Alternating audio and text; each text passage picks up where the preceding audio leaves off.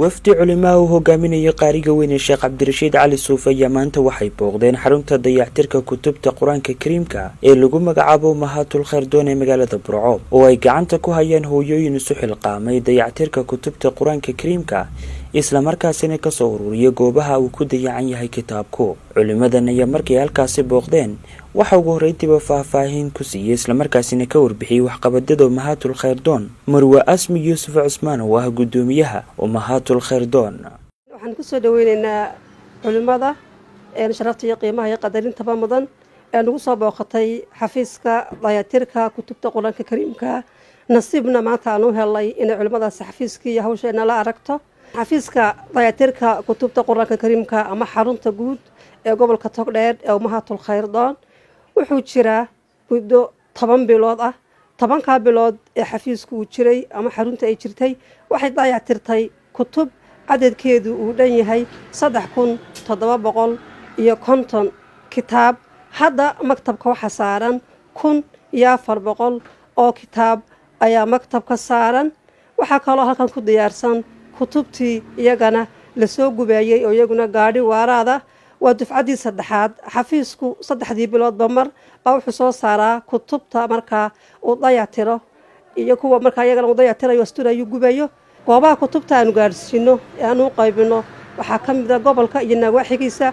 waxaa ka mid ah meelo ka baxsan sida Shiikh oo kale, Gaar Adag oo kale, Qoryaale oo kale.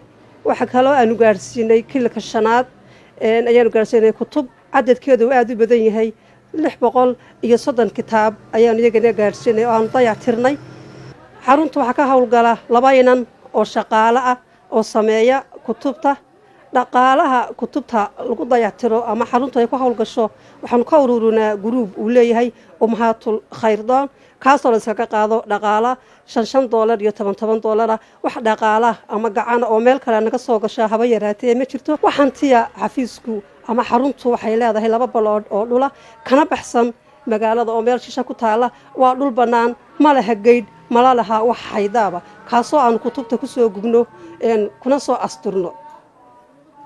waxaanu codsanaynaa marka ugu horeysa oo culimada sharafta leh ee soo booqatay xafiiskayagana maanta nasiibka u yeelan lagu timada ka codsanaynaa in marka ugu horeysa horta noo duceeyaan oo shaqadan ay noogu duceeyaan. waxa kale oo ka codsanaynaa dhammaanba dadyaga muslimiinta ee muxsiniinta madax iyo mijaba gaar ahaan wasaaradda diinta iyo waqaafta madaxda gobolka Togdheer barisaabka maayirka gobol ee degmada iyo dhammaanba bulshada rayidka madax iyo markaa cuqaal. waxaan ka codsanaynaa inay caawiyaan oo nagu garab galaan sidii aanu heli lahayn xarun aanu markaa ku dayactirno kutubta Quraanka Kariimka. Sheekh Cabdirashiid Cali Suufi isaguna halkaasi ka hadlay ayaa waxa uu mahadcelin iyo duco halkaasi uga soo jeediyay hooyooyinkan isu xilqaamay dayactirka kutubta Quraanka Kariimka. marka ugu horeysa waan idin ducaynaynaa Ilaahay subxaanahu wa ta'aala ha idinku garab galo. hawl weyn baad qabateen, hawsha weyn aad qabateen. Ilaahay subxaanahu wa ta'aala كما رفعتم كتابه يرفع الله شأنكم. إله سبحانه وتعالى شأنكين الله كر يالو شقدنا هذا هيسانه ونكسن إله هذه كقرب قالوا إله حن كبر يعني عمل كين عمل خالص إله الله كده إن شاء الله تعالى كي إلهي ورا لك النقضة وجنة سي يريده سيد كوسي الله كده إن شاء الله تعالى. وصية يدر دارا عامنا كتابك إلهي إن نمرك هرب وينينه وهذا المسلمين هي دائما ميل ونكسن يكر يكدقنه masaaxifta dhulka la dhigayo ama ma garanaysaa meelaha hagaagsanin la dhigayo waxay ka mid tahay yaani dhacfun fil iimaan. qofka iimaankiisu uu Ilaahay subxaanahu wa ta'aala kaamil ka dhigo kitaabka Ilaahay rumaysan kor buu u qaadaya musxafka Ilaahay. marka musxafka Ilaahay inaan kor u qaadno gabdhaha walaalaheena dadaalayna insha Allah aynu garab galno. intaasaan hadalkay ku soo gabagabaynaya. as'alullah an yuwaffiqana lima yuhibbu wa yarda. rabbana atina fid dunya hasana wa fil akhirati hasanatan wa qina adhaban nar. rabbi ighfir warham wa anta khairur rahimin.